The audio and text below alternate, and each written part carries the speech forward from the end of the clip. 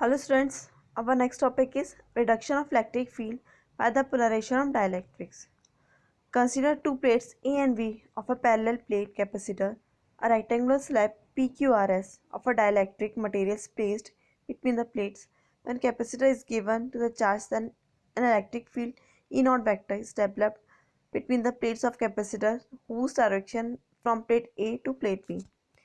देखिए जैसे कि हम ऑलरेडी जानते हैं कि जब हम किसी डाइलेक्ट्रिक को इलेक्ट्रिक फील्ड में प्लेस रखते हैं तो उस डाइलेक्ट्रिक की एक लेयर पर पॉजिटिव चार्ज और दूसरी सरफेस पर नेगेटिव चार्ज की लेयर क्या क्रिएट हो जाती है और इसी प्रोसेस को हम बोलते हैं पोलराइजेशन। ठीक है, सो अब हम यहाँ पर इलेक्ट्रिक फील्ड क्रिएट करेंगे। ठीक है, हमें दो कंडक्टिंग प्लेट ली है ए एंड बी, तो ए पर पॉजिटिव चार्ज है और प्लेट बी पर नेगेटिव चार्ज है। ओके, अब हम ये प्लेट्स के बीच में एक डाइलेक्ट्रिक स्लैब रखते हैं विच इज PQRS। ठीक है, जैसे कि हम ऑलरेडी जानते हैं जब भी हम किसी भी डाइलेक्ट्रिक को एक्सटर्नल इलेक्ट्रिक फील्ड में रखते हैं तो वो पोलर डाइलेक्ट्रिक की तरह काम करेगा, मतलब काम करता है। ठीक है, जैसे हम डाइलेक्ट्रिक पर इलेक्ट्रिक फील्ड लगाते हैं तो डाइलेक्ट्रिक के सभी मॉलिक्यूल्स पर टॉर्क लगेगा। ठीक है, और ये टॉर्क इनको इलेक्ट्रिक फील्ड की डायरेक्शन में अलाइन करते हैं। देखिए यहाँ पर क्या होता है, जैसे हमने डाइलेक्ट्रिक स्लैब को इलेक्ट्रिक फील्ड में रखे हैं तो डाइलेक्ट्रिक पर के अंदर क्या मॉलिक्यूल्स रहते हैं। अभी मॉलिक्यूल्स सारे पॉजिटिव और नेगेटिव चार्ज से मिलकर बने हुए रहते हैं।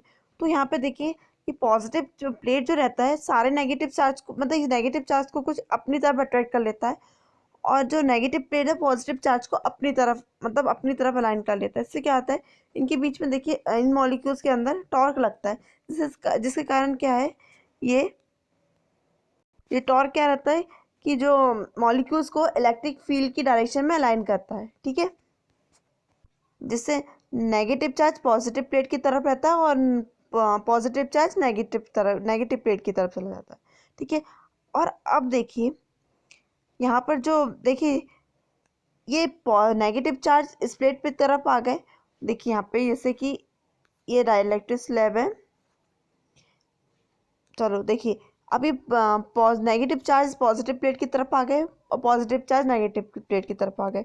अब यहाँ पे देखिए कुछ चार्जेस हैं वो आपस में बचते हैं। अब ये नेगेटिव चार्जेस को छोड़कर जितने भी पॉजिटिव चार्ज ये जैसे जितने भी इंटीजर चार्जेस हैं वो आपस में एक दूसरे को कैंसिल आउट कर देते हैं।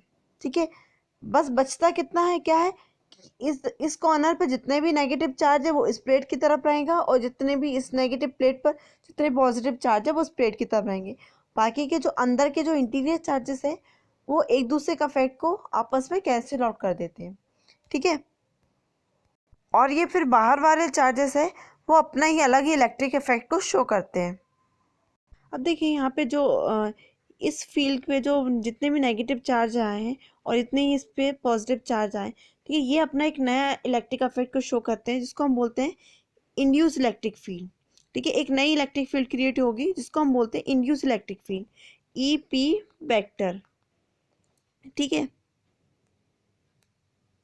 जिसकी direction negative to positive charge होगी, मतलब कि EP वेक्टर की डायरेक्शन क्या रहेगी, इस तरफ रहेगी और जो अप्लाइड इलेक्ट्रिक फील्ड की डायरेक्शन के इस direction E not vector.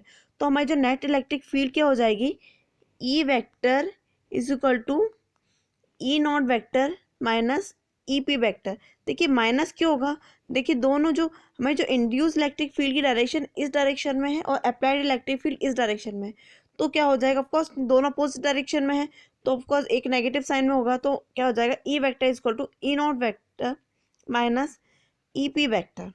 Okay, इसको हम बोलते हैं इंड्यूस इलेक्ट्रिक फील्ड। अब देखिए इससे क्या होगा कि जो हमारी नेट इलेक्ट्रिक फील्ड क्या होगी, रिड्यूस होगी। ठीक है, अगर मतलब कि अगर हम किसी डाइलेक्ट्रिक स्लैब को इलेक्ट्रिक फील्ड में रखेंगे तो जो हमारी नेट इलेक्ट्रिक फील्ड क्या हो जाएगी, रिड्यूस हो जाएगी। ठीक है, फॉर एग्जांपल अगर हम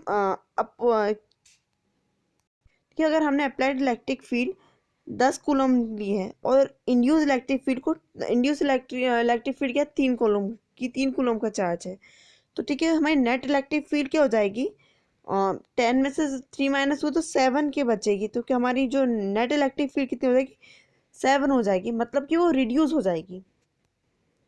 क्या मतलब कि अगर हम किसी भी डाइलेक्ट्रिक स्लैब को एक्सटर्नल इलेक्ट्रिक फील्ड में रखते हैं तो उसमें जो नेट इलेक्ट्रिक फील्ड क्या हो जाती है, रिड्यूस हो जाए, क्या हो जाएगी, रिड्यूस हो जाएगी।